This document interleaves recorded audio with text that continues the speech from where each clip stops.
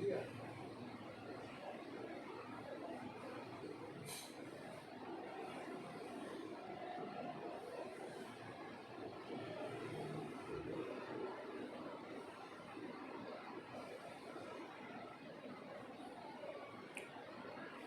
दोस्तों, रविवार की इस खुशनुमा सुबह में जबकि बाहर कुछ गर्म हवाएं चल रही हैं और हम लोग इस समय घरों में हैं, मैं आज इस दिल्ली कविता मंडल के आयोजन में लाइव हूँ। विवेक गौतम। दिल्ली कविता मंडल संस्था साहित्य की एक प्रतिष्ठित संस्था है जिसमें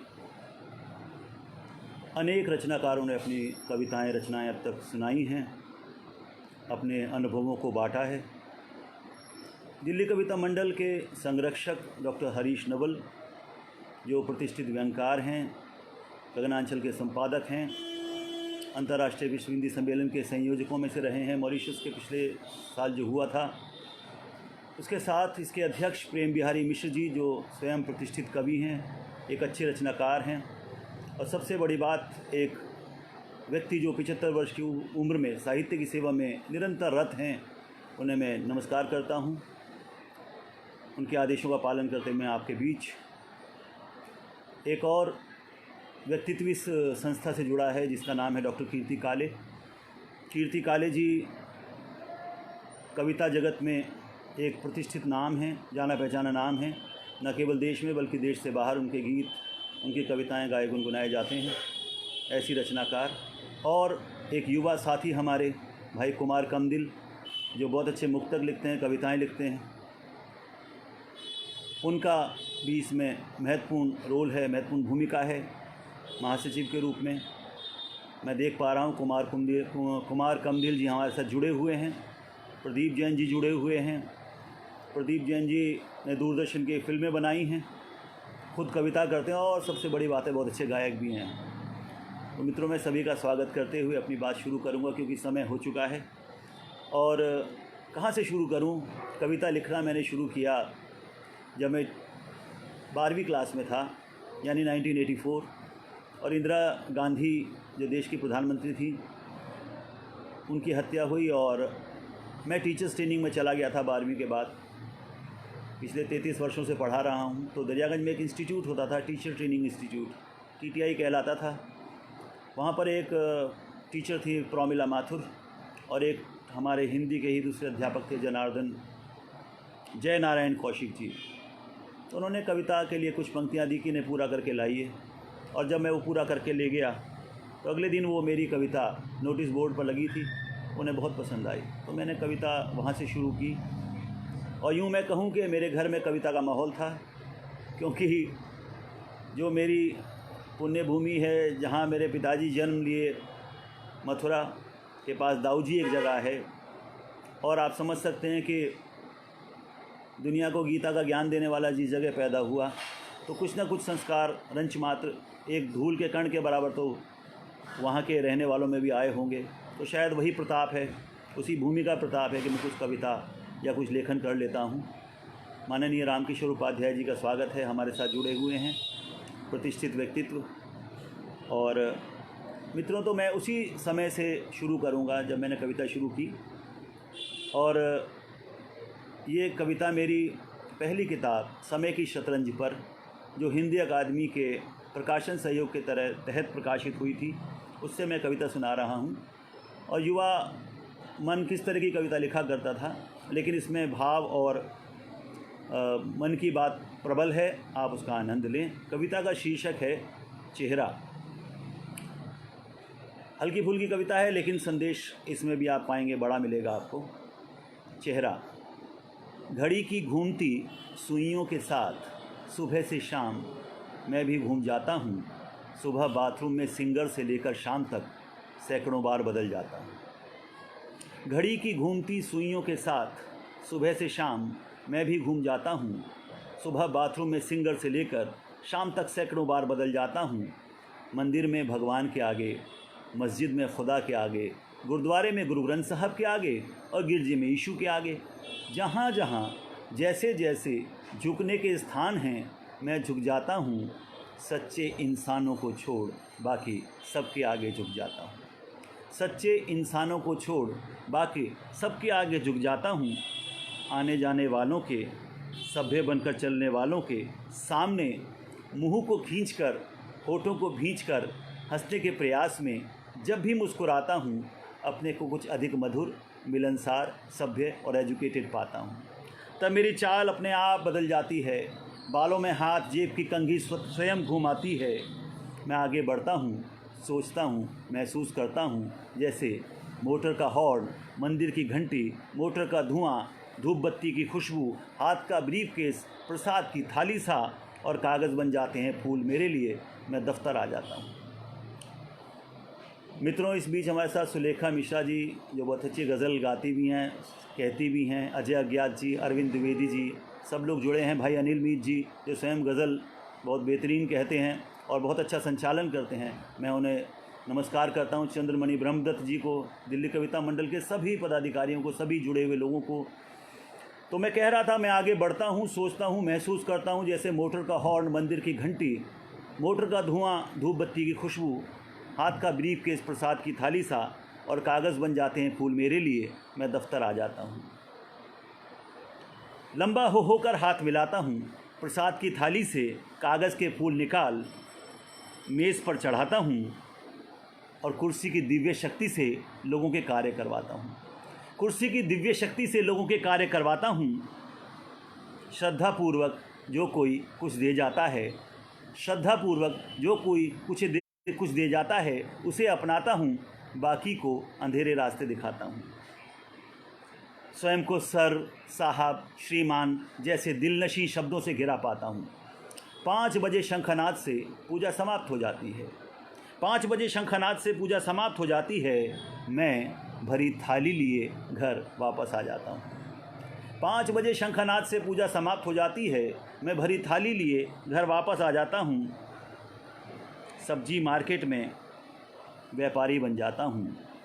आलू बैंगन के भाव पर अभिमन्यु सा आलू वाले से लड़ता हूँ। वह मुस्कुराता है पर भाव अपना ही लगाता है।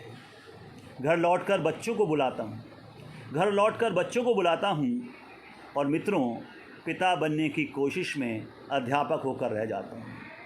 घर लौटकर बच्चों को बुलाता हूँ, पिता बनने की कोशिश में टीचर होकर रह जाता हूँ। बच्चों के खेल अब ख़त्म से हो गए हैं। सभ्यता, सामाजिकता, स्टेटस के ढेर में सदा के लिए खो गए हैं। बच्चों के खेल अब ख़त्म से हो गए हैं। सभ्यता, सामाजिकता, स्टेटस के ढेर में सदा के लिए खो गए हैं।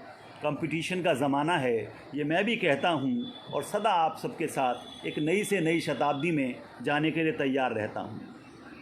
टीवी पर मैं रामायण देखता हूँ तो राममय हो जाता हूँ। संगीत के कार्यक्रमों में नर्तक बन जाता हूँ और फिल्म का नायक बन जाता हूँ। इसीलिए शायद मैं ज़िंदा हूँ, क्योंकि सच से आँख चुराता हूँ। और अंतिम पंक्तियाँ मित्रों के आईना मैं देखता ही नहीं, आईना मैं देखता ही नहीं, अपना कोई चेहरा ही नहीं, और कुछ बनती बिगड़ती टेढ़ी सीधी लाइनों को देखना मुझे पसंद नहीं, और कुछ बनती बिगड़ती टेढ़ी सीधी लाइनों को देखना मुझे पसंद नहीं। तो ये थी कविता चेहरा, जो मुझे लगता है आज के दौर में भी प्रासंगिक है। आज भी माता पिता पढ़ाई के प्रति टीचर होकर रह गए हैं या ट्यूशनिस्ट के पास भेजने के लिए मजबूर हो गए हैं, या संघर्ष ज़िंदगी का बढ़ता चला जा रहा है। जो खुशियाँ थी हमारे ज़माने में, बचपन में जब लंगड़ी टांग खेलते थे या पिट्ठू खेलते थे या कंचे खेलते थे या पतंग उड़ाते थे या लट्टू चलाते थे, अब तो हम सब केवल भविष्य के ऊपर लट्टू हैं। प्रेम बिहारी मिश्र जी का मैं बहुत बहुत अभिनंदन करता हूं, स्वागत करता हूं। माननीय सुषमा सिंह जी को मैं देख पा रहा हूं। सुप्रीम कोर्ट के हमारे सीनियर अधिवक्ता भाई चंद्रशेखर आश्री जी का बहुत बहुत अभिनंदन। उनके साथ साथ बहुत सारे लोग जुड़े हुए हैं, मैं सभी का बहुत बहुत हार्दिक स्वागत करता हूं। और शिखा गौरव शर्मा जो जुड़ी हुई हैं हमारे साथ नागपुर से, मैं उनका भी बहुत बहुत स्वागत करता हूं। रामकिशोर उपाध्याय जी, प्रदीप जैन जी, धन्यवाद, आपको पसंद आई कविता। एक कविता मैं और सुनाऊंगा आपको जो उस ज़माने की है। और मैंने लिखा था और उस पर कई पुरस्कार मुझे यूनिवर्सिटी में मिले। हालांकि वो कविता मानवतावादी कविता है, उसको किसी संदर्भ से न जोड़ें, युवावस्था की कविता है, लेकिन बहुत पुरस्कार मिले। और आज भी जब ज़िला प्रतियोगिता में कई पब्लिक स्कूलों के बच्चे और लोग कविता सुना रहे हैं, उसको पत्थर कविता है मेरी, तो उसको मैं आपसे बांटना चाहता हूँ। फिर मैं थोड़ी गंभीर कविताओं पे आऊँगा। ये भी बहुत अच्छी कविता मेरे को बहुत पसंद है, जिसने मुझे बहुत आइडेंटिटी दी। एक शेर सुनाना चाहता हूँ जो दमयंती शर्मा जी का स्वागत है कि पत्थर से आदमी के हैं रिश्ते बड़े अजीब, पत्थर से आदमी के हैं रिश्ते बड़े अजीब, ठोकर किसी ने मारी कोई जल चढ़ा गया। ये शेर है इस कविता की भूमिका में, इससे मैं शायद कहीं प्रेरित हुआ हूँगा, मेरे अंतर मन में रहा होगा। कविता है पत्थर। मुझको पत्थर ही रहने दो, मुझको मत तराशो शिल्पी, प्रकृति के अंचल में रहकर मन की बातों को कहने दो, मुझको पत्थर ही रहने दो। मैं सड़क किनारे पर अच्छा हूँ, मैं कीचड़ में सना सच्चा हूँ। मैं सड़क किनारे पर अच्छा हूँ, मैं कीचड़ में सना सच्चा हूँ। मैं यहाँ अबोध सा एक बच्चा हूँ जो बिल्कुल सीधा सादा शिल्पी, मुझको पत्थर ही रहने दो, मुझको मत तराशो शिल्पी। देव शर्मा जी, सद्दाम हुसैन जी, रुचि मनसूत्रा जी, मैं सभी का स्वागत करता हूँ। किरण सूद जी, राजेंद्र प्रसाद उपाध्याय जी जो उत्तराखंड से इस समय जुड़े हुए हैं, बहुत बहुत अभिनंदन। प्रकाश हरि जी। अब पत्थर क्या कहता है कि मुझे सड़क किनारे पर रहने दो, कीचड़ में सना रहने दो, मैं वहाँ अच्छा हूँ। अगली पंक्तियाँ हैं कि तुम्हारे रूप बदलने से मैं, तुम्हारे हाथों पलने से मैं, कुछ ना कुछ तो बन जाऊँगा, तुमसे दूर चला जाऊँगा। विनती मेरी मानो शिल्पी, मुझको पत्थर ही रहने दो, मुझको मत तराशो शिल्पी। लोग दीवारें चिनवाएंगे, गंगा जल में नहलाएंगे, एक जगह निश्चित कर मुझको मंगल बेला बैठाएंगे। लोग दीवारें चिनवाएंगे, गंगा जल में नहलाएंगे, एक जगह निश्चित कर मुझको मंगल बेला बैठाएंगे। मुझे देखने को पंक्ति में तुमको आना होगा शिल्पी, मुझको पत्थर ही रहने दो, मुझको मत तराशो शिल्पी। घंटे घंटी बजा करेंगे, ये वो पंक्तियाँ हैं जो वास्तविकता है कि एक तरफ गरीबी है, दूसरी तरफ भगवान सजते हैं। भगवान को शायद पसंद आता होगा या नहीं आता होगा। मैं क्या कहना चाहता हूँ कि घंटे घंटी बजा करेंगे, तुम फटे हाल हम सजा करेंगे, तुम्हारे हाथ सदा छालों में, हम फूलों में मज़ा करेंगे, अपने हाथों में छाले ले, मत हमको सजवाओ शिल्पी, मुझको पत्थर ही रहने दो, मुझको मत तराशो शिल्पी। आबा चौधरी जी, देवेंद्र शर्मा जी, बहुत बहुत अभिनंदन आपका। सुभाष सिंह जी और मित्रों, बीच बीच में मैं ब्रेक हो जाती है कविता, लेकिन आप सुन रहे होंगे कि घंटे घंटी की बात थी और ईश्वर को पसंद आता है कि नहीं आता है कि आप गरीबी में रहें और मैं फूलों में सजूं। फिर पत्थर क्या कहता है अपने बनाने वाले से, मूर्तिकार से, कि मेरे पत्थर होने पर भी, मेरे ना चाहने पर भी मेरे अंगरक्षक बन जाएंगे, त्रिशूल कृपाणें सहलाएंगे, आदम सेना बनवाएंगे। इन सभी कर्मों का दोषी मत मुझको बनवाओ शिल्पी। किंचित मेरे हिल जाने से सेवक मेरे हिल जाएंगे, नेताओं के अंगरक्षक से नहीं ये मौके पर चूकेंगे, एक दूसरे के लहू से मिलकर ये होली खेलेंगे। ऐसे दुखदाई रंगों में मत मुझको रंगवाओ शिल्पी, मुझको पत्थर ही रहने दो, मुझको मत तराशो शिल्पी। भाई आलोक उनियाल जी का बहुत बहुत स्वागत है, दिनेश माथुर जी का, आभा चौधरी जी का जो स्वयं एक अच्छी रचनाकार हैं, और आलोक उनियाल जी एक बेहतरीन पेंटर हैं जिनकी पेंटिंग दुनिया भर में लगी हैं। फिर क्या कहता है कि जब ये अंगरक्षक बन गए तो कहता है कि किंचित मेरे हिल जाने से, ज़रा से मेरे हिल जाने से सेवक मेरे हिल जाएंगे, नेताओं के अंगरक्षक से नहीं ये मौके पर चूकेंगे, एक दूसरे के लहू से मिलकर ये होली खेलेंगे। ऐसे दुखदाई रंगों में मत मुझको रंगवाओ शिल्पी। अरे मंदिर मस्जिद गुरुद्वारों में मेरा ही उपयोग हुआ है। मंदिर मस्जिद गुरुद्वारों में मेरा ही उपयोग हुआ है। सृष्टि की इस समृद्धि में मेरा हृदय भी पिसा है। अब और ना सह सकता हूँ मैं, बात मेरी मानो शिल्पी, मुझको पत्थर ही रहने दो। स्वयं पत्थर होकर किसी का अनिष्ट मैं नहीं देख सकता। स्वयं पत्थर होकर किसी को दुख मैं नहीं दे सकता। ये इंसान हैं किस बात के जो पत्थरों से भी नीचे हैं। इंसानियत का नाम तो ये व्यर्थ ही में खींचे हैं। शत्रु हुए ये स्वयं के, पाले हुए हैं शत्रुता, भूले हुए हैं संस्कृति, खोए हुए हैं सभ्यता। शत्रु हुए ये स्वयं के, पाले हुए हैं शत्रुता, भूले हुए हैं संस्कृति, खोए हुए हैं सभ्यता। यदि चाहते इनका भला तो प्रयोग मेरा यूं करो, किसी झोंपड़ी की नींव में लगा दो मुझको सदा। यदि चाहते इनका भला तो प्रयोग मेरा यूं करो, किसी झोंपड़ी की नींव में लगा दो मुझको सदा। मैं पत्थर हूँ और किसी की नींव में लग जाऊँगा। अब कविता अंत होती है, क्या कहता है पत्थर, कि मैं पत्थर हूँ और किसी की नींव में लग जाऊँगा। अरे दो गुटों के बीच फिर मैं यूं न खींचा जाऊँगा। विनती है मेरी मान लो, औरों को बचा लो तुम। भावों की अपने हत्या कर, रचना को मेरी टालो तुम।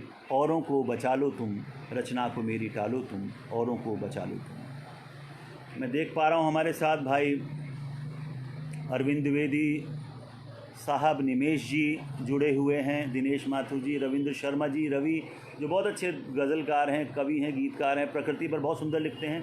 सुलेखा मिश्रा जी जो हमारी आदरणीय भाभी जी हैं, उन्हें नमन करता हूँ। प्रदीप जी जुड़े हुए हैं, रविंद्र शर्मा जी जुड़े हुए हैं, बहुत बहुत अभिनंदन। और एक कविता मित्रों मैं और सुनाऊँगा उस समय की, जो हम कॉलेज में थे और हमने वो लिखी थी कविता, आपको आनंद आएगा। और आज के बच्चे क्योंकि बेरोज़गारी इतनी है, समस्याएं इतनी हैं, इस शीर्षक है कविता का मध्यम वर्ग का युवा। मध्यम वर्ग का युवा। जब हम पढ़ते उस समय भी संघर्ष था। आजकल मैं अंग्रेज़ी पढ़ा रहा हूँ, लेक्चरर हूँ अंग्रेज़ी का, 11वीं 12वीं कक्षा को पढ़ाता हूँ दिल्ली सरकार में। लेकिन उस ज़माने में भी 84 में जब हम पढ़ाई करके टीचर्स ट्रेनिंग 86 में निकले तो संघर्ष बहुत था, आज भी है। कविता का शीर्षक है मध्यम वर्ग का युवा। अब दो भाइयों के बीच की बातचीत है, दोनों गरीब हैं, संघर्ष में हैं, संसाधन नहीं हैं। वहाँ से कविता शुरू होती है कि मैं और मेरा भाई खेलते हैं बैट बॉल अपने घर आंगन में अपनी इच्छाओं से। मैं और मेरा भाई खेलते हैं बैट बॉल अपने घर आंगन में अपनी इच्छाओं से। वह फेंकता है बॉल मेरे लिए और मैं मारता हूँ ज़ोर से, और ये छक्का। गेंद खो जाती है, इच्छा सो जाती है, रोज़ यही होता है। कभी मैं तो कभी वो अपनी अपनी इच्छा को छक्का लगा सोते हैं। ये अभावग्रस्त लोगों की कहानी है कि रोज़ यही होता है, कभी मैं तो कभी वो अपनी अपनी इच्छा को छक्का लगा सोते हैं। यहाँ मैं ही नहीं, मेरे जैसे लाखों इसी तरह खेलते हैं। यहाँ मैं ही नहीं, मेरे जैसे लाखों इसी तरह खेलते हैं। समाज के स्वरूप को हंसते हंसते झेलते हैं, और जब थक जाते हैं खेल नहीं पाते हैं। हार कर छोड़ते हैं मैदान और कवि बन जाते हैं। हार कर छोड़ते हैं मैदान और कवि बन जाते हैं। फिर मेरी ही तरह ख्यालों से खेलते हैं। फिर मेरी ही तरह ख्यालों से खेलते हैं। कविताओं पर अपना जोर ज़बरदस्ती पेलते हैं। कागज़ पर चलने वाला सिपाही लेकर समाज को छोड़ कागज़ का मुंह काला करते हैं। कागज़ पर चलने वाला सिपाही लेकर समाज को छोड़ कागज़ का मुंह काला करते हैं। अपना संताप हरते हैं और कहते हैं हम युवा, हम जागरूक, हम भी कुछ करते हैं। कविता का भाव कुछ हो, उसमें देश की समस्याएं ज़रूर भरते हैं। उस ज़माने में इस तरह की कविता लिखने पर पुरस्कार मिलते थे, यूनिवर्सिटी कॉम्पिटिशन में बहुत सारे मिले मुझे। जब मैं कॉलेज में था तो 8 चल जयंती हमारे कॉलेज में थी, और जो आजकल पढ़ाती हैं, प्रोफेसर हेड हैं, प्रिंसिपल हैं हंसराज में, रमा शर्मा जी, मुकुल जी साउथ कैंपस में हैं। मेरा दुर्भाग्य था, तब मैं प्राइमरी में अध्यापक था और शाम के कॉलेज में पढ़ता था। और पढ़ता रहा और नौकरी करता रहा, बच्चों को पालता रहा, माता पिता की देखभाल करता रहा। तो जहाँ पहुँचना शायद चाहिए था शायद वह नहीं पहुँचे। हरीश अरोड़ा जी पहुँच गए, बहुत सारे मित्र पहुँच गए, अच्छा लगता है। हम युवा, हम जागरूक, हम भी कुछ करते हैं। अरे कविता का भाव कुछ हो, उसमें देश की समस्याएं ज़रूर भरते हैं। हमारी बला से कोई मरे किसी पर, हम तो समस्याओं पर मरते हैं। हमारी बला से कोई मरे किसी पर, हम तो समस्याओं पर मरते हैं। या हम भी करें तो क्या, अरे कहें तो क्या, हमारा तो जन्म ही समस्याओं में होता है। बचपन अभावों की घुट्टी पीकर कटता है और समस्याओं की चिर संजीवनी छाया तले खेल कूद हम बड़े होते हैं। फिर आती है जवानी, जी हाँ नौकरी की दीवानी।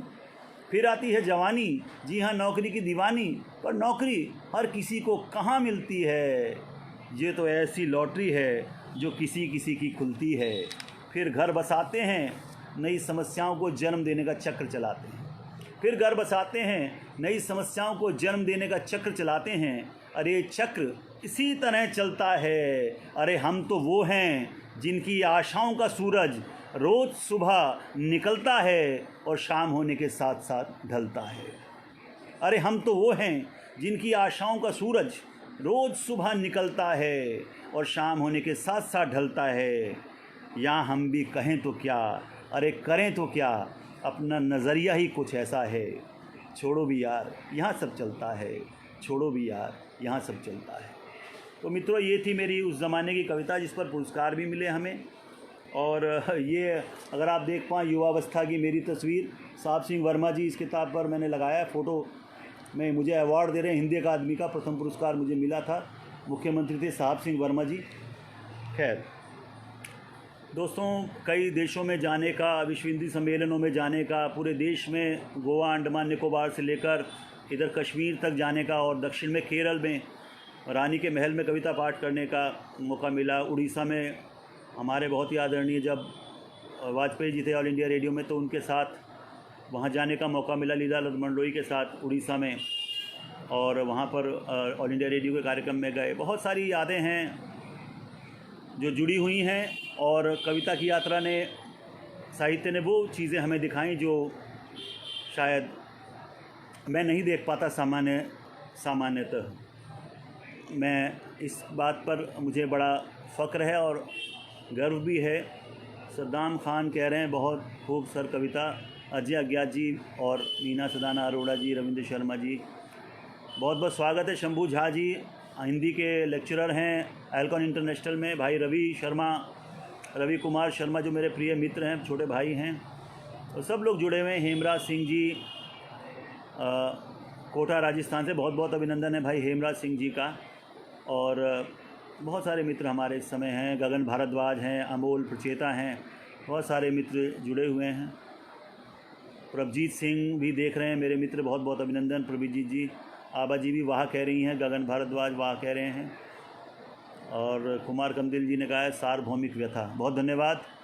दिल्ली कविता मंडल का विशेष रूप से मैं धन्यवाद कहूँगा, अरविंद द्विवेदी मेरे प्रिय मित्र, कि ये कविताएं मैं आमतौर पर मंचों पर या कहीं भी हम लोग सुनाते हैं, क्योंकि एक छवि बन गई है कि हम बहुत गंभीर कविता लिखते हैं। तो मुझे लक्ष्मी शंकर वाजपेयी या हमारे भाई जो प्रेम बिहारी मिश्र हैं, वो कहते हैं कि कविता के कई रूप हैं, और उसमें बहुत गंभीर कविता भी है, साहित्यिक कविता भी है, मंच की कविता भी है, लोक कविता भी है। तो सभी का अभिनंदन होना चाहिए। लोक कविता में लोकगीत भी आते हैं, जो मेरे पिताजी ब्रजभाषा में लिखते थे। 16 पंक्तियों में पूरी रामायण की कथा का सार उन्होंने लिख दिया था। और लाल किले पर रामायण मेला हुआ था एक बार हिंदी अकादमी के सौजन्य से, तो उस ज़माने में आज से 15-16 साल पहले मुझे 2100 रुपये का नकद पुरस्कार मिला था। तो वो उस समय के 2100 रुपये आप समझ सकते हैं। सौरभ शर्मा जी का बहुत बहुत स्वागत है, हमारे साथ जुड़े हुए हैं हमारे प्रिय अनुज भतीजे आलोक उनियाल जी, धन्यवाद। और अब मैं लिए चलता हूँ आपको चीन की तरफ, जहाँ पर मैंने एक कविता लिखी थी। मेरी दूसरी किताब है गांधी का चौथा बंदर। ये आप देख सकते हैं, व्यंग्यात्मक कविताएं कुछ ज़्यादा हैं मेरे पास। तो और समय के हिसाब से मेरी शक्ल भी बदलती रही, तो आप ये भी देख लें पीछे इसमें।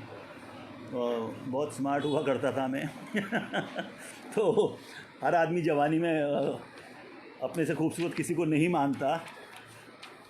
भले ही बाद में वो विवेक गौतम या प्रेम बिहारी मिश्र जी हो जाएं, लेकिन बुढ़ापा तो आता ही है, उम्र के साथ साथ चलता है। खैर, ये मिश्र जी मुझे माफ़ करेंगे और भाभी जी भी, सुलेखा जी, क्योंकि वो तो मुझे छोटी इंदिरा गांधी लगती हैं।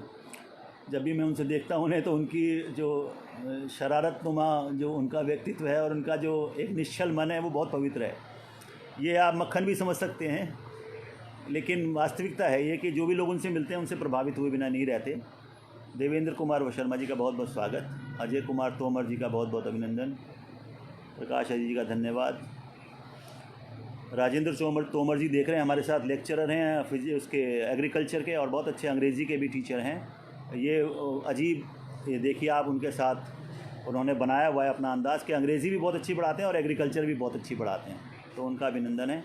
तो मैं चीन की बात कर रहा था मित्रों, और 25 मिनट के लगभग बीत चुके हैं। मैंने 3 कविताओं का पाठ आपके सामने किया है। अब ये कविता थोड़ी सी गंभीर है, लेकिन ये आपको आराम से समझ में आएगी, और आज के दौर में आप समझ जाएंगे कि मैं बंदर किसे कह रहा हूँ, और पूरी दुनिया में बंदर हैं। लेकिन शीर्षक है कविता का, बंदर सपने नहीं देखते। बंदर सपने नहीं देखते। सीमा गौतम जी का बहुत बहुत स्वागत है। बंदर सपने नहीं देखते। अंतिम अवसर की प्रतीक्षा मत करो तुम। अंतिम अवसर की प्रतीक्षा मत करो तुम, क्योंकि बंदर कभी नहीं बन पाए इंसान। क्योंकि बंदर कभी नहीं बन पाए इंसान, और जो बन पाए प्रतिरूप वे बंदर ही रहे, मात्र मानव बंदर। और जो बन पाए प्रतिरूप वे बंदर ही रहे, मात्र मानव बंदर। और ये बंदर कुछ भी कर सकते हैं। ये बंदर कुछ भी कर सकते हैं, क्योंकि बंदर सपने नहीं देखते। ये बंदर कुछ भी कर सकते हैं, क्योंकि ये बंदर सपने नहीं देखते। अगर ये सपने देखते तो कभी नहीं खेलते बारूद से। अगर ये बंदर सपने देखते तो कभी नहीं खेलते बारूद से। और ये बारूद किसी दूसरे ग्रह से नहीं आया इस धरती पर। और ये बारूद किसी दूसरे ग्रह से नहीं आया इस धरती पर। ना ही कोई अवतार लाया था इसे इस धरती पर अपने भागीरथी परिश्रम से। और ना ही कोई अवतार इसे लाया था इस धरती पर अपने भागीरथी परिश्रम से। अरे, ध्रुवों की पिघलती बर्फ़ से उठ रही हैं आवाज़ें। ध्रुवों की पिघलती बर्फ़ से उठ रही हैं आवाज़ें कि कुछ करो इन बंदरों का। ध्रुवों की पिघलती बर्फ़ से उठ रही हैं आवाज़ें कि कुछ करो इन बंदरों का, जो खेल रहे हैं बारूद से लगाकर लादेनी मुखौटे और जॉर्ज बुशी चेहरे और चीनी तस्वीरें। लगाकर लादेनी मुखौटे, जॉर्ज बुशी चेहरे और शी जिनपिंग की तस्वीरें। कुछ करो इन बंदरों का, क्योंकि बंदर सपने नहीं देखते। क्योंकि बंदर सपने नहीं देखते, और अगर सपने देखते तो कभी नहीं खेलते बारूद से। तो कभी नहीं खेलते बारूद से। आज हमारे देश के युवा चीन की सीमा पर डटे हुए हैं, सैनिक डटे हुए हैं, कमांडर्स डटे हुए हैं। आप समझ सकते हैं किस स्थिति में, किस मन स्थिति में वो हमारे बेटे, हमारे युवा, और जिन 20 लोगों ने कुर्बानियाँ दी हैं, जिनके जिस्म आए हैं लौटकर उन माता पिता की गोदियों में, जिन्होंने उनको अपनी छोटी सी उंगलियों पर, छोटे से हाथों पर खिलाया होगा, छोटी सी अवस्था में किस तरीके से बड़ा किया होगा। उन माँ बाप से पूछो जिनके बेटे कुर्बान हो गए देश पर। लेकिन ये बंदर जो हैं, मानव बंदर, ये नहीं बदलेंगे, ये अपने आप को नहीं बदल सकते।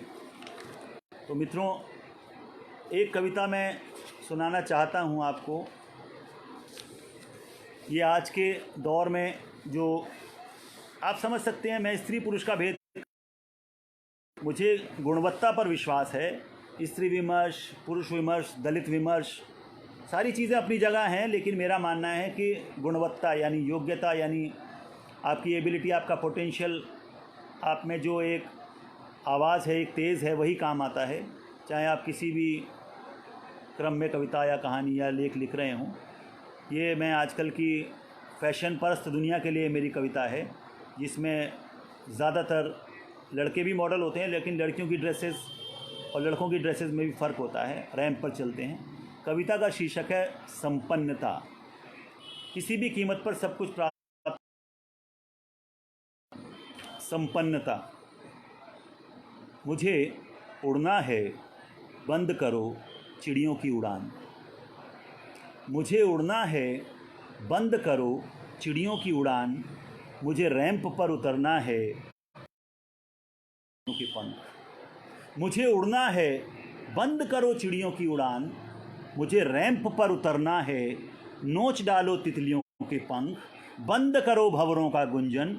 मुझे मुस्कुराना है, बंद करो फूलों का खिलना, चांद का निकलना।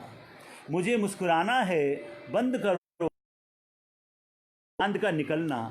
मुझे ऊपर उठना है, मुझे ऊपर उठना है, विलीन करो पहाड़ों को महासागरों में। मुझे ऊपर उठना है, विलीन करो पहाड़ों को महासागरों में। और सरका दो, ढकेल दो इस सूरज को किसी दूसरी आकाशगंगा में। अरे ढकेल दो किसी दूसरी आकाशगंगा में। मुझे उड़ना है, करो चिड़ियों की उड़ान। मुझे रैंप पर उतरना है, नोच डालो तितलियों के पंख। तो मित्रों, ये कविता थी मेरी संपन्नता, जो एक व्यंग है।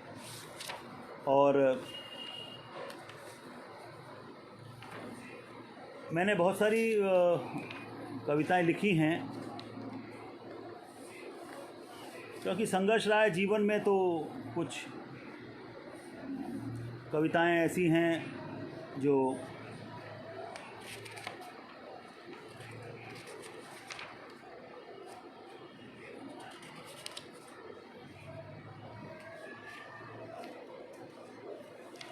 ये एक किताब और मेरी थी बीच में, लेकिन अभी ये जो लेटेस्ट किताब आई है इसमें से मैं कुछ सुनाऊंगा आपको। इसका आप कवर देख सकते हैं। ये विवेक गौतम, खरीदी हुई नींद। इसी में कहते हैं खरीदी हुई नींद। रवि कुमार शर्मा जी कह रहे हैं बहुत धन्यवाद आपका, बहुत राजेंद्र तोमर जी का बहुत अभिनंदन। तुषार भाई का भी बहुत अभिनंदन, तुषार चौधरी जी का, नोएडा से हमारे साथ हैं, सेक्टर 76। रविंद्र शर्मा जी, हेमराज जी और प्रभजीत सिंह लगातार जुड़े हुए हैं। दिल्ली कविता मंडल का तो पुनः आभार है ही, मैं बाद में भी करूँगा।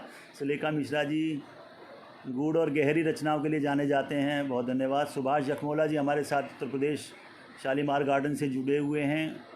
और सौरभ शर्मा जी कह रहे हैं बहुत खूब विवेक जी। श्यामा शर्मा नाग जी जो लेक्चरर हैं हिंदी की अल्कॉन में, वो जुड़ी हैं। प्रदीप जैन जी जुड़े हुए हैं। रुचि मनसूत्रा जी, सभी का मैं बहुत बहुत स्वागत करता हूँ। करुणा शर्मा जी जो विदेशों में हिंदी पढ़ा के आई हैं और दिल्ली सरकार में भी पढ़ाती रहीं। करुणा शर्मा जी बहुत अच्छी रचनाकार स्वयं भी हैं, उनका बहुत बहुत अभिनंदन।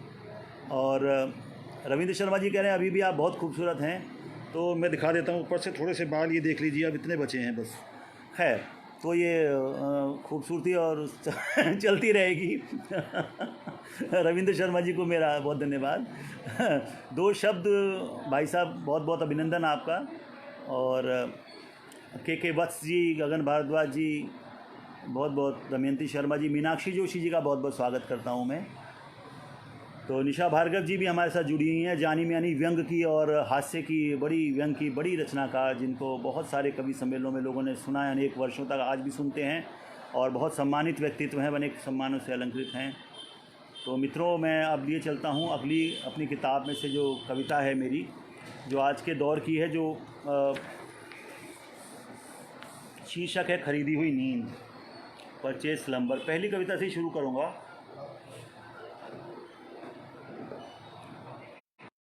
इसमें थोड़ा नॉस्टैल्जिया भी है, थोड़ा पुरानी बात भी है, लेकिन कविता वही है जो आज तक आपको लेके आती है। अगर हम खाली पुरानी बात तक ही अपनी कविता को रखेंगे तो वो आज के दौर में सार्थक नहीं है। मेरा ये मानना है हमेशा से कि आज के दौर में भी होनी चाहिए कविता, आज के दौर तक आनी चाहिए और आज की समस्याओं को उसमें समसामयिकता उससे टच होनी चाहिए, जुड़ी होनी चाहिए। कविता है खरीदी हुई नींद। पिताजी हर महीने खुशियाँ खरीद लाते थे मिट्टी के 2 कुल्हड़ों में। अमोल जरा बेटा दरवाज़ा बंद कर। पिताजी हर महीने खुशियाँ खरीद लाते थे मिट्टी के 2 कुल्हड़ों में। जैसा मन वैसे ही सफ़ेद रसगुल्ले लाते थे दोनों हाथों में। पिताजी हर महीने खुशियाँ खरीद लाते थे मिट्टी के दो कुल्हड़ों में, जैसा मन वैसे ही सफ़ेद रसगुल्ले लाते थे दोनों हाथों में, आत्माओं में पड़ जाती थी ठंडक। अकेले कमाते थे, साथ का परिवार, रिश्तेदार भी खूब आते थे। 7 people were there in our family। अकेले कमाते थे, साथ का परिवार, रिश्तेदार भी खूब आते थे और रह कर जाते थे। तब पहली तारीख महीने में सिर्फ़ एक बार ही आती थी। तब पहली तारीख महीने में सिर्फ़ एक बार ही आती थी। अब सब कमाते हैं, घर में ढेरों रुपए आते हैं, पर पहली तारीख नहीं आती। अब सब कमाते हैं, घर में ढेरों रुपए आते हैं, पर पहली तारीख नहीं आती। ना ही आते हैं वो सफ़ेद रसगुल्ले। दोस्तों, अब हर रोज़ सिर्फ शाम आती है, फिर रात, और फिर अपने अपने कमरे। दोस्तों, अब हर रोज़ सिर्फ शाम आती है, फिर रात, और फिर अपने अपने कमरे। पर नींद नहीं आती, पर नींद नहीं आती। लोग बाज़ार से खरीद कर लाते हैं नींदें। लोग बाज़ार से खरीद कर लाते हैं नींदें। पिताजी हर महीने खुशियाँ खरीद लाते थे मिट्टी के 2 कुल्हड़ों में। बहुत बहुत धन्यवाद। तो ये मेरी कविता थी कि आज आदमी के पास सब कुछ है, बिस्तर है सोने के लिए, अच्छा कमरे हैं, एयर कंडीशनर्स हैं, but still we are deprived of good sleep. तो ये बड़ी अजीब स्थिति है। रमा नील दीप्ति जी हमारे साथ जुड़े हुए हैं, उनका बहुत बहुत स्वागत। भाई बहुत सारे मित्र हमारे जुड़े हुए हैं, मैं देख रहा हूँ लगातार वो लाइव हैं और मेरे साथ। मैं उनका बहुत अभिनंदन करता हूँ। और अब एक कविता मैं सुनाऊँगा आपको, जो मेरी पसंदीदा कविता है। मैं जिस फ्लैट में रह रहा हूँ, पहले यहाँ मैं मकान में रहता था, फिर बड़ा मकान लेने के लिए फ़्लैट ले लिया और ज़मीन से जो छोटा मकान था वो बेच दिया, यानी छत बेच दी। सत्यपाल चावला जी का मैं बहुत बहुत अभिनंदन करता हूँ, स्वागत करता हूँ आदरणीय। और रमानील दीप्ति जी का कमेंट भी आया, नमस्कार विवेक जी। सीमा सक्सेना जी हमारे साथ, जो बहुत अच्छी कंपेयर हैं, बहुत अच्छी कवित्री हैं, वो हमारे साथ जुड़ी हुई हैं, उनका बहुत बहुत स्वागत। दिल्ली सरकार में संचालन करती रही अनेक कार्यक्रम का।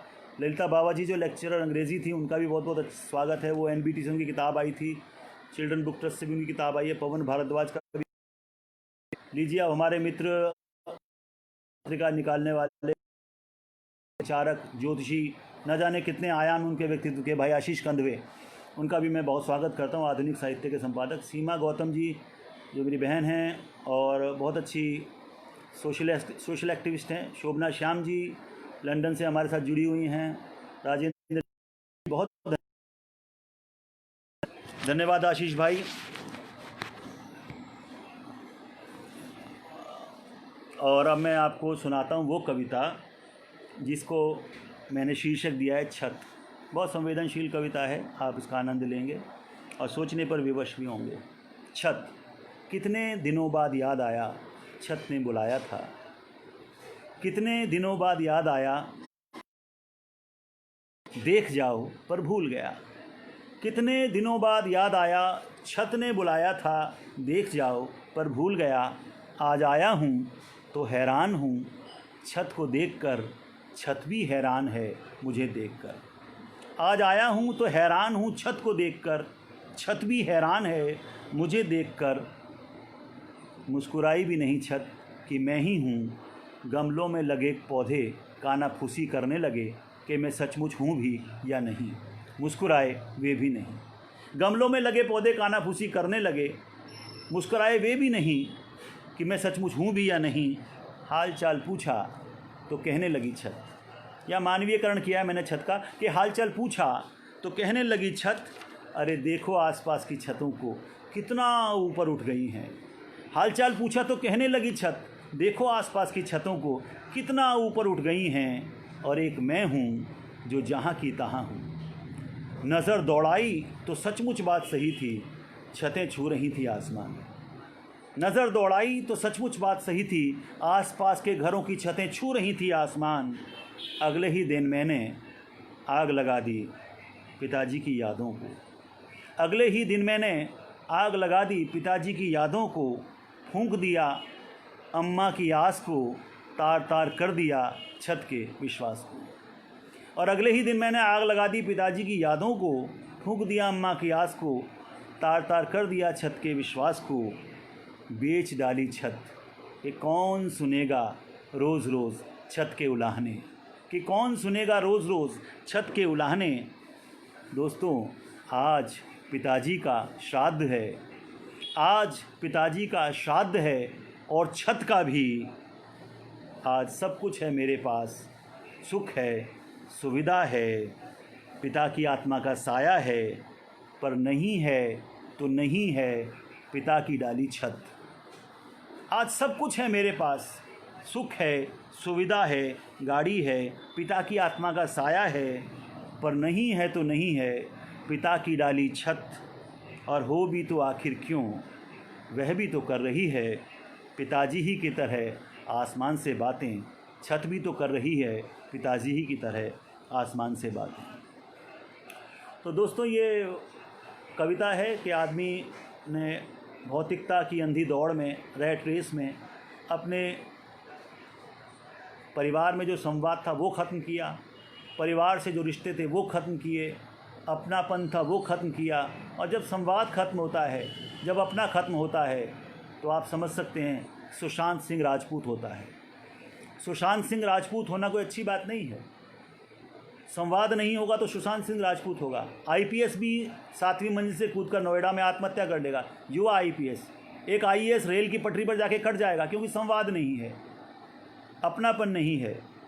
तो ये अपनापन जो आज आप मुझे दिखा रहे हैं, मेरे साथ इतने सारे लोग जुड़े हुए हैं, मेरे मित्र, और प्रेम बिहारी मिश्र जी ने मुझे मौका दिया, और हरीश नवल जी जो संरक्षक हैं इस संस्था के, कुमार कमदिल जो महासचिव हैं, और कीर्ति काले जी जो उपाध्यक्ष हैं, मैं सभी का बहुत धन्यवाद करता हूँ। आशीष भाई कह रहे हैं अपने जीवन के कुछ अंश संघर्षों की बात करें, तो मेरा सौभाग्य ये है कि मैंने झुग्गी बस्ती से लेकर, और मैं एक बार कह भी रहा था कि अपनी आत्मकथा लिखूंगा तो उसका नाम रखूंगा झुग्गी से जोहान्सबर्ग। यानी कभी सोचा नहीं था कि हवाई जहाज़ में भी बैठेंगे, कभी सोचा नहीं था कि इतने सारे प्रोग्राम्स हम करेंगे, कभी सोचा नहीं था कि हिंदी अकादमी का सदस्य हो जाऊंगा, कभी सोचा नहीं था कि हिमांशु जोशी मुझे 2003 में अपने साथ वो स्कंद देशों की यात्रा कराएंगे, स्कैंडिनेवियन कंट्रीज़ की, डेनमार्क की और नॉर्वे की, जहाँ गांधी जी के पोते मुझे सम्मानित करेंगे, गोपाल कृष्ण गांधी। कभी सोचा नहीं था के रोसैया, मद्रास के गवर्नर जो हिंदी नहीं जानते, वो हिंदी सेवा के लिए सम्मानित करेंगे। विश्व हिंदी सचिवालय में भाई आशीष के साथ मैं कविता पाठ करूंगा, संचालन करूंगा, लाल किले से कविता पाठ करूंगा 2-2 बार। ये मैंने कभी सोचा नहीं था। लेकिन मित्रों, एक बात तो है कि अगर आप ईमानदारी से मेहनत करते हैं तो उसका प्रतिफल तो मिलता है, और समय ज़रूर लगता है, समय ज़रूर लगता है, उसका हमें सम्मान करना चाहिए। एक कविता दोस्तों मैं और आपसे बांटना चाहता हूँ, आज की पीढ़ी के लिए है वो, लेकिन इसमें वो भी वर्तमान समय तक आती है। जो पुराने लोग हैं वो समझ जाएंगे, और सभी जो लोग जुड़े हुए हैं बहुत बहुत अभिनंदन। इस कविता का शीर्षक है साइकिल। इंतज़ार रहता था पिताजी का, कब लौटेंगे दफ्तर से घर। अब तो पिताजी 2001 में चले गए, मैं 34 साल का था उस समय। तो लेकिन वो साइकिल एटलस की मुझे आज भी याद है कि हम जब छोटे होते थे तो 5वीं तीसरी में पढ़ते, चौथी तीसरी में पढ़ते थे, तो 5 शाम 5:30 बजे के करीब पिताजी लौटते थे विद्युत भवन से, अपने एनडीएमसी से। तो हम साइकिल का इंतज़ार रहता था, साइकिल आएगी तो साइकिल चलानी है, वो बड़ी ख्वाहिश होती थी एक। तो वही कविता है, और अंत कहाँ होता है वो भी उस कविता का आप आनंद लेंगे, आप मन से जुड़ेंगे तो बहुत अच्छी कविता है। इंतज़ार रहता था पिताजी का, कब लौटेंगे दफ्तर से घर। ना समझ था तब पिताजी से प्यार था, लेकिन पिताजी की साइकिल से और भी ज़्यादा। ना समझ था तब पिताजी से प्यार था, पर पिताजी की साइकिल से और भी ज़्यादा। चौथी में पढ़ता था और साइकिल 24 इंची। चौथी में पढ़ता था और साइकिल 24 इंची। कैंची चलाता था, कोई अलग करतब नहीं करता था। उस दौर के सभी बच्चे कैंची ही चलाते थे। श्वेता शर्मा जी का स्वागत है। कैंची चलाता था, नीरजा शर्मा जी का स्वागत है। कैंची चलाता था, कोई अलग करतब नहीं करता था। उस दौर के सभी बच्चे कैंची ही चलाते थे।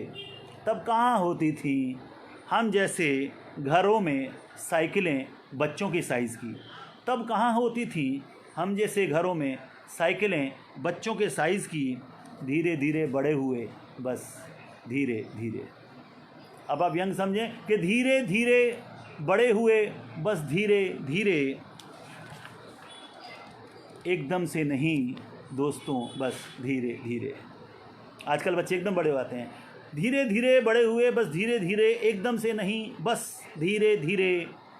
नौकरी लगी तो मोटरसाइकिल खरीद ली। हमारी पूर्व deputy director education SD Gautam ji हमारे साथ जुड़ी हैं, बहुत बहुत अभिनंदन SD गौतम जी का। धीरे धीरे बड़े हुए बस धीरे धीरे, नौकरी लगी तो मोटरसाइकिल खरीद ली। लेकिन पिताजी की साइकिल अब भी थी, लेकिन पिताजी की साइकिल अब भी थी। साइकिल को देखता तो पहिए बेहद पतले दिखते मोटरसाइकिल के मोटे पहियों के सामने। पिताजी की साइकिल अब भी थी, साइकिल के पहिए देखता तो बेहद पतले दिखते मोटरसाइकिल के मोटे पहियों के सामने। ठीक वैसे ही जैसे पिताजी हो चले थे अपने रिटायरमेंट के 10 वर्षों में, जैसे पिताजी हो चले थे पतले अपने रिटायरमेंट के 10 सालों में। तो ये थी मेरी कविता साइकिल। और मित्रों, इतनी सारी कविताएं हैं और इतने सारे सामने चीज़ें हैं कि क्या क्या सुनाएं क्या क्या न सुनाएं, बड़ा संकट रहता है। तो लेकिन एक कविता मैं आपको सुनाता हूँ जो आज के दौर को अपने में समाहित करती है, प्रतिबिंबित करती है, और इसका शीर्षक है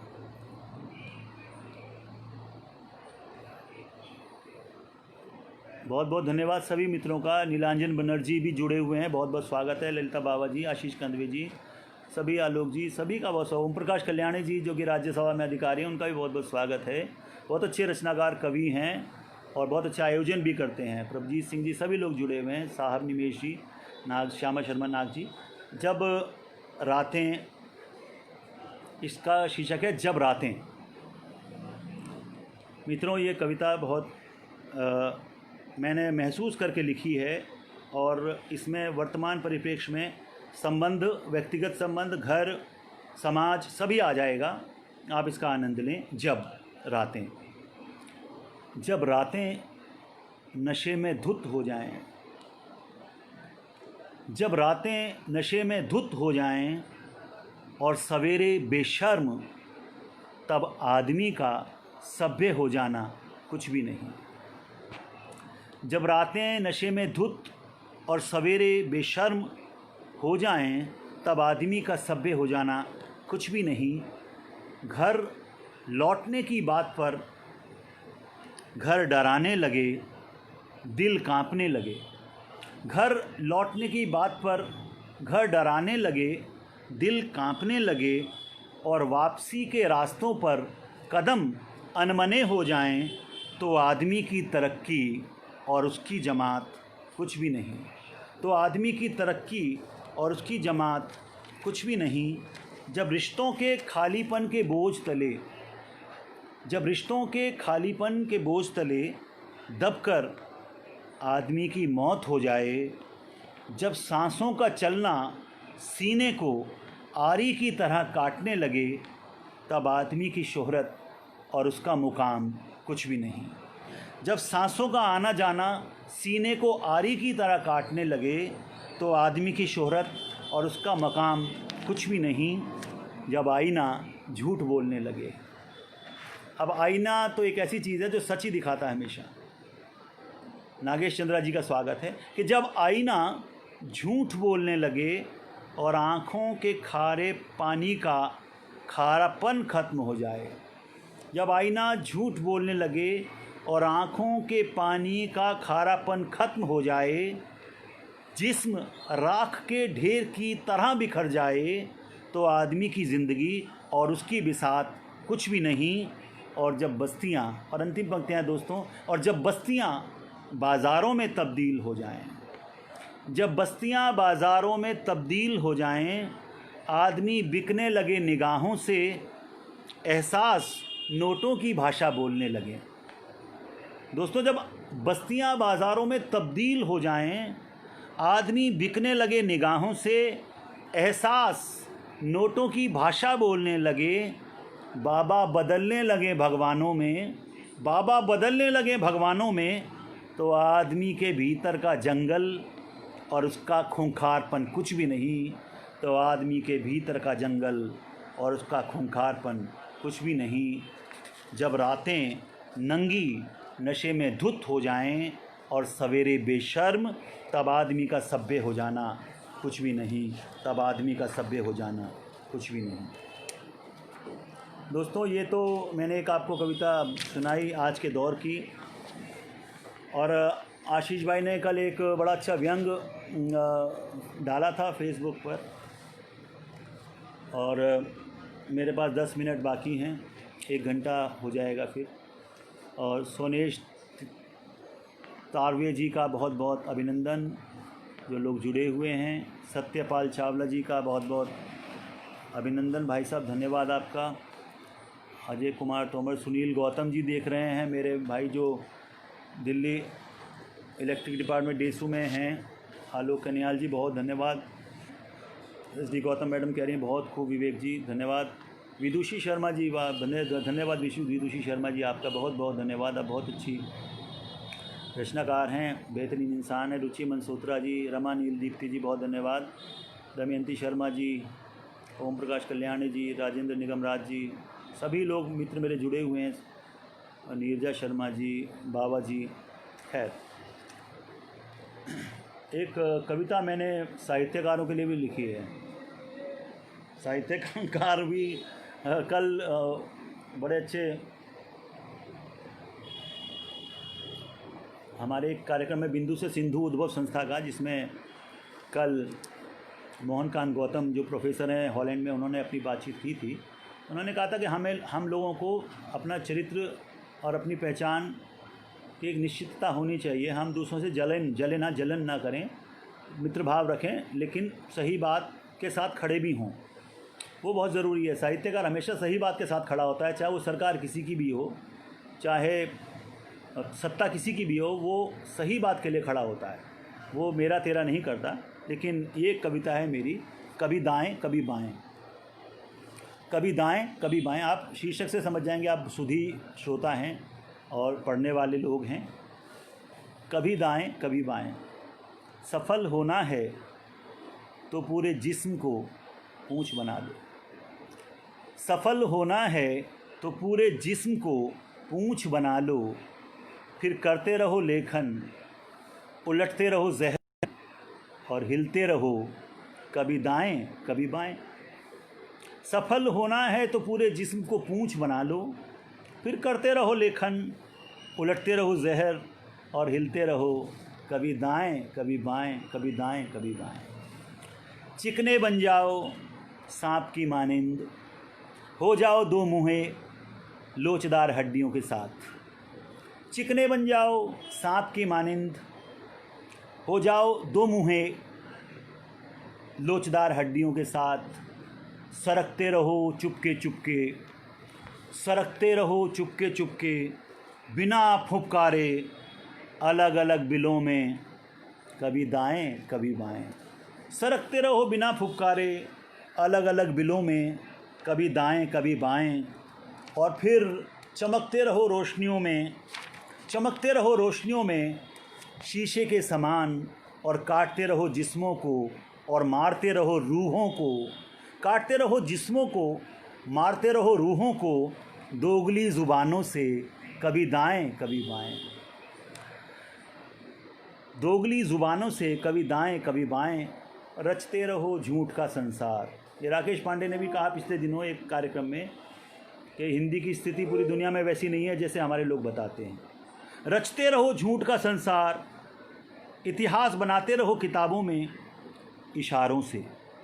रचते रहो झूठ का संसार, इतिहास बनाते रहो किताबों में संकेतों से। भरते रहो खाली पैमाने अंधेरी रातों में, भरते रहो खाली पैमाने अंधेरी रातों में।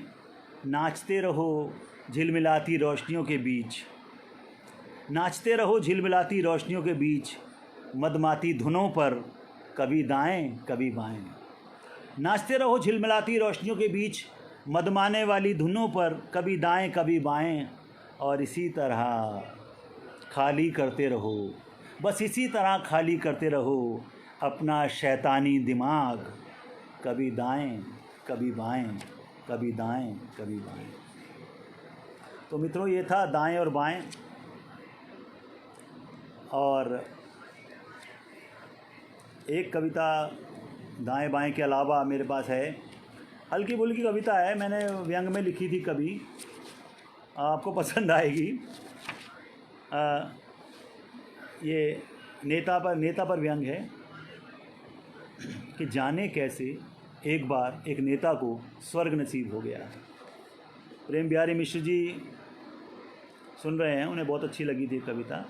जाने कैसे एक बार एक नेता को स्वर्ग नसीब हो गया, नेता खुशी खुशी स्वर्ग में आया, उसने पाया स्वर्ग में कहीं नहीं है भीड़, ना ही भीड़ का लोकतंत्र। जाने कैसे एक बार एक नेता को स्वर्ग नसीब हो गया, नेता खुशी खुशी स्वर्ग में आया, उसने पाया स्वर्ग में कहीं नहीं है भीड़, ना ही भीड़ का लोकतंत्र। अगले ही पल नेता शुद्ध हो गया, फिर क्रुद्ध हो गया। अगले ही पल नेता शुद्ध हो गया, शुद्ध हो गया, फिर क्रुद्ध हो गया। बोला भीड़ तो है नहीं, लोकतंत्र भी नहीं है। बोला भीड़ तो है नहीं, लोकतंत्र भी नहीं है, हो ना हो ये स्वर्ग नहीं है। बोला भीड़ तो है नहीं, लोकतंत्र भी नहीं है, हो ना हो ये स्वर्ग नहीं है। और तब से न जाने कितने अनगिनत नेता ढूंढते फिर रहे हैं स्वर्ग, कभी भीड़ में, कभी लोकतंत्र में, कभी भीड़ में, कभी लोकतंत्र में। तो मित्रों, ये कविता थी मेरी, और अब 5 मिनट रह गए हैं मेरे पास। और एक मैं बेटियों पर सुनाना चाहूँगा। बच्चियों पर तेज़ाब फेंक दिया जाता है, चेहरे और उनकी पर्सनैलिटी ख़राब कर दी जाती है। एक तरफ़ा प्यार में, अंधेर गर्दी में इस देश में कानून का भय नहीं।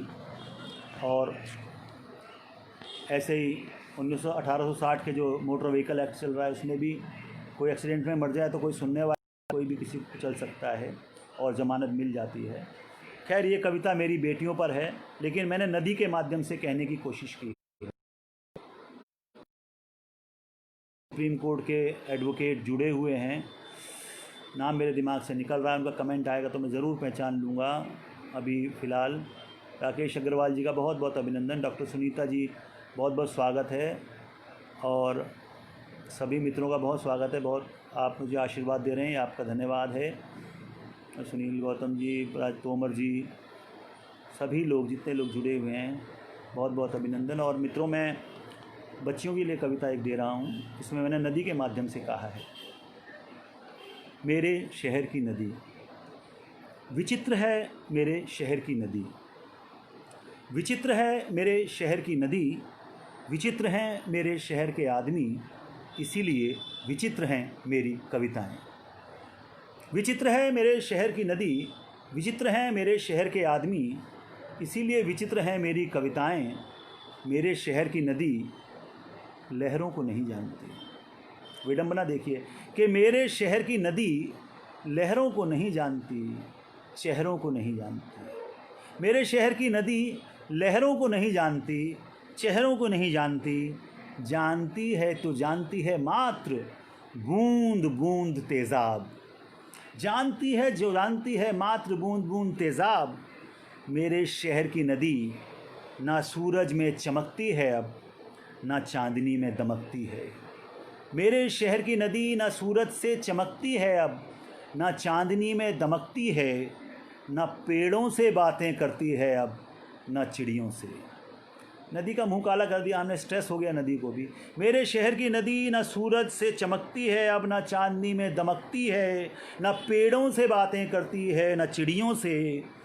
मेरे शहर की नदी छिपाती फिरती है अब अपना चेहरा। मेरे शहर की नदी छिपाती फिरती है अब अपना चेहरा। हाथों में तेज़ाब लिए घूमते आवारा शहरों से। मेरे शहर की नदी छिपाती फिरती है अब अपना चेहरा। हाथों में तेज़ाब लिए घूमते आवारा शहरों से।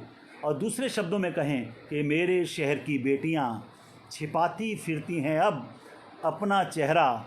हाथों में तेज़ाब लिए घूमते आवारा शोहदों से, आवारा लड़कों से, आवारा लड़कों से, आवारा शोहदों से। तो ये मेरी कविता थी, मेरे शहर की नदी। इसमें आप देखेंगे तो पर्यावरण भी आ गया, इसमें बेटियां भी आ गईं, और समय हो गया है। और मेरे पास कविताएं तो बहुत मेरे मन की कविताएं हैं, लेकिन चलते चलते एक नई कविता जो मैंने लिखी थी, और हालांकि तो मेरी कविता ठूंठ भी बहुत है, लोगों ने सुनी है और आश्वासन सुनी है कि रोटी नहीं तो क्या हुआ, पानी नहीं तो क्या, रोटी नहीं तो क्या हुआ, पानी नहीं तो क्या, सपने नहीं तो क्या हुआ, अपने नहीं तो क्या, आश्वासन तो है अपने, राशन नहीं तो क्या, अरे शासन तो है अपना, अनुशासन नहीं तो क्या, और मर जाओ आश्वासन ले लो, बन जाओ आश्वासन दे दो, कि मर जाओ आश्वासन ले लो, बन जाओ आश्वासन दे दो, यूं ही राष्ट्र चला करते हैं संसद से झोंपड़ी तक, और बिछा दिलासा आश्वासन ओढ़ो पैरों से खोपड़ी तक। हर दुख के लिए दिलासा है, आश्वासन है तो आशा है, हर दुख के लिए दिलासा है, आश्वासन है तो आशा है, और राजा प्रजा संवाद में, राजा प्रजा संवाद में आश्वासन ही तो भाषा है, आश्वासन ही तो भाषा है। और अंतिम कविता प्रस्तुत कर रहा हूँ मैं, जब दीवारें लिखती हैं, जब दीवारें लिखती हैं। मित्रों, आप मेरा बहुत साथ दे रहे हैं। जब दीवारें लिखती हैं, धन्यवाद आबा चौधरी जी। डी के तिवारी जी देख रहे हैं, हमारे बहुत बड़े शिक्षक नेता हैं और समाज सेवी भी हैं, उनका मैं बहुत बहुत अभिनंदन करता हूं। जब दीवारें लिखती हैं, लोग दीवारों पर लिख देते हैं अक्सर, लोग दीवारों पर लिख देते हैं अक्सर, जब भी मौका मिलता है या होते हैं अकेले। लोग दीवारों पर लिख देते हैं अक्सर, जब भी मौका मिलता है या होते हैं अकेले। अंशुपाल जी बहुत स्वागत है। लोग दीवारों पर लिख देते हैं अक्सर, जब भी मौका मिलता है या होते हैं अकेले। दीवार पुरानी हो, ऐतिहासिक हो, ऊपर नीचे जाती लिफ्ट के केबिन की दीवार हो, या फिर कोई बेहद ही ज़रूरी दीवार क्यों ना हो, लोग दीवारों पर लिख देते हैं अक्सर। बाबर साहिल कुरैशी का मैं स्वागत करता हूँ, राजेंद्र निगम राज जी का भी। दीवार पुरानी हो, ऐतिहासिक हो, ऊपर नीचे जाते लिफ्ट के केबिन की ही दीवार क्यों ना हो, या फिर कोई बेहद ज़रूरी दीवार क्यों ना हो, लोग दीवारों पर लिख देते हैं अक्सर। दीवारों पर लिखना उनसे बदला लेने जैसा है, दीवारों पर लिखना उनसे बदला लेने जैसा है। अरे दीवारों ने भी तो बहुत कुछ लिखा है, दीवारों ने भी तो बहुत कुछ लिखा है, जब जब उठी हैं, जहाँ जहाँ उठी हैं, नक्शे बदल दिए हैं। दीवारों ने भी तो बहुत कुछ लिखा है, जब जब उठी हैं, जहाँ जहाँ उठी हैं। BL गौर साहब का बहुत बहुत अभिनंदन। वो कह रहे हैं मैं भी आपको सुन रहा हूँ। आदरणीय, बहुत बहुत आभार आपका। बहुत बड़े रचनाकार और बहुत बड़े इंडस्ट्रियलिस्ट माननीय BL गौर जी, बनवारी लाल गौड़, जिनका आशीर्वाद हमेशा हमें मिलता है, उनका बहुत बहुत अभिनंदन। दीवारों पर लिखना उनसे बदला लेने जैसा है। दीवारों ने भी तो बहुत कुछ लिखा है, जब जब उठी हैं, जहाँ जहाँ उठी हैं, नक्शे बदल दिए हैं, ज़मीनों के, घरों के, दिलों के और सोचों के भी। भाषाओं की, जातियों की दीवारों ने भी तो बहुत कुछ लिखा है धरती के सीने पर। भाषाओं की, जातियों की, धर्मों की दीवारों ने भी तो बहुत कुछ लिखा है धरती के सीने पर। अक्षरों और शब्दों में व्यक्त होने से कहीं ज़्यादा, अक्षरों और शब्दों में व्यक्त होने से कहीं ज़्यादा लिखा है। और दोस्तों, जब दीवारें लिखती हैं ना, तो बहुत भयावह लिखती हैं। हिमांशु शेखर शर्मा जी का बहुत बहुत स्वागत है, हमारे इंग्लिश के लेक्चरर और मित्र हमारे। अक्षरों और शब्दों में व्यक्त होने से बहुत ज़्यादा लिखा है। जब दीवारें लिखती हैं तो बहुत भयावह लिखती हैं, तब बहुत कमज़ोर पड़ जाते हैं शब्द, बिल्कुल असहाय। एक बेचारा आदमी क्या लिख पाता है दीवार पर, एक बेचारा आदमी क्या लिख पाता है दीवार पर, जो एक दीवार लिख देती है लाखों करोड़ों के भाग्य में। एक बेचारा आदमी क्या लिख पाता है दीवार पर, जो एक दीवार लिख देती है लाखों करोड़ों के भाग्य में। दोस्तों, दीवारों से बदला लेना ज़रूरी है।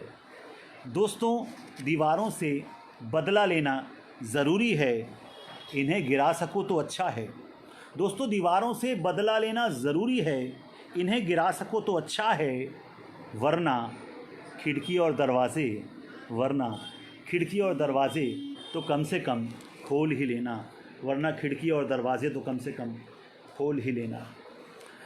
मित्रों, मेरी कविता मिट्टी जो मैंने दुनिया भर में सुनाई है, या नदी केस हार गई, जब मैं नेपाल के बहुत बड़े सभागार, सबसे बड़े सभागार में सुना था। सुरेंद्र शर्मा जी संचालन कर रहे थे कार्यक्रम का, और अरुण जेमनी मंच पर थे, दीपक गुप्ता वगैरह सब मंच पर थे। तो सबसे पहले मुझे कविता के लिए बुलाया गया और मैंने वहाँ कविता पढ़ी, नदी केस हार गई। डॉक्टर रामवरण यादव उस समय राष्ट्रपति थे नेपाल के, जो वास्तव में डॉक्टर थे, MBBS MD, जो मौलाना आज़ाद कॉलेज से, मौलाना आज़ाद मेडिकल कॉलेज से उन्होंने MBBS किया। जितेंद्र सिंह जी, क्षमा करें मैं आपका नाम भूल रहा था, तस्वीर तो देख रहा था भाई, ये सुप्रीम कोर्ट के एडवोकेट हैं, बहुत अच्छे कवि हैं हमारे भाई जितेंद्र सिंह जी का बहुत बहुत स्वागत है। तो नदी केस हार गई मैंने सुनाया, और राष्ट्रपति जी मेरी कविता सुनने के बाद, समय कम होगा तो चले गए। सुरेंद्र शर्मा जी का तो अंदाज़ बिल्कुल अलग ही है, वो संचालन में भी हंसा देते हैं। माननीय डॉक्टर हेमचंद्र भट्ट जी, जो गोल्ड मेडलिस्ट हैं दिल्ली के मौलाना आज़ाद मेडिकल कॉलेज से, MD, और दुनिया भर की डिग्रियां विदेश से भी उनके पास हैं, और बच्चों के बहुत अच्छे डॉक्टर हैं। हालांकि बच्चों के ही नहीं, बड़ों के भी हैं। वो मेरा बेटा यंग ही था जब उसको बुखार हुआ था, उनको उनके पास ले गया और उन्होंने पेट पर उंगलियां रख के बता दिया कि इसके पेट की वजह से इतना बुखार, 104 105 बुखार था। ऐसे डॉक्टर भट्ट हमारे साथ जुड़े हुए हैं, और उनकी ज़ुबान जो कह देती है वो सच होती है। हमारी अम्मा ICU में थी, उन्होंने कहा अम्मा वापस आ जाएगी वेंटिलेटर से, और अम्मा 81 साल की उम्र में वापस आई, और आज 88 साल में हमारे साथ हैं। ऐसे लोग हमारे साथ जुड़े हैं। डॉक्टर वीणा मित्तल, बहुत बहुत स्वागत है आपका, जानी मानी चिकित्सक और समाज सेवी, सोशल एक्टिविस्ट। मित्रों, मैं बता रहा था कि डॉक्टर रामवरण यादव चले गए नेपाल के राष्ट्रपति, तो सुरेंद्र शर्मा जी ने कहा, कविता थी विवेक ने सुनाई, भाई नदी केस हार गई, पर मैं तो कहना चाहूँगा कि नदी तो केस जीत गई, क्योंकि राष्ट्रपति जी तो इसकी कविता सुन के ही चले गए, तो इसकी तो नदी केस जीत गई। खैर मित्रों, बहुत सारे संस्मरण हैं। कन्हैया लाल नंदन जी हों, अभिमन्यु अनंत जी हों, हरीश नवल जी हों, हिमांशु जोशी हों, वेद प्रताप वैदिक हों, मोहनकांत गौतम हों, उषा सक्सेना, ममता कालिया जी हों, दिनेश मिश्र जी हों, अशोक चक्रधर जी हों, मतलब कौन सा ऐसा रचनाकार है जिसके साथ भगवान ने मौका नहीं दिया, नीरज जी हों, सभी के साथ कविता पढ़ने का मौका मिला है, आशीर्वाद मिला है। लक्ष्मी शंकर वाजपेयी जी ने बहुत मौके दिए, बहुत, और भाई राम अवतार बैरवा जी रेडियो में है अभी, उनके साथ बहुत सारी जगह हम लोग जाते रहे, आते रहे। और जिन मित्रों के नाम रह गए हैं उनका भी मैं बहुत बहुत अभिनंदन करता हूँ। मेरे साथी, मेरे सहयोगी, सभी लोग बहुत प्रेम करते हैं, बहुत अपनापन देते हैं। मैं पुनः समय तो हो चुका था, मैं 5 मिनट ज़्यादा ले गया।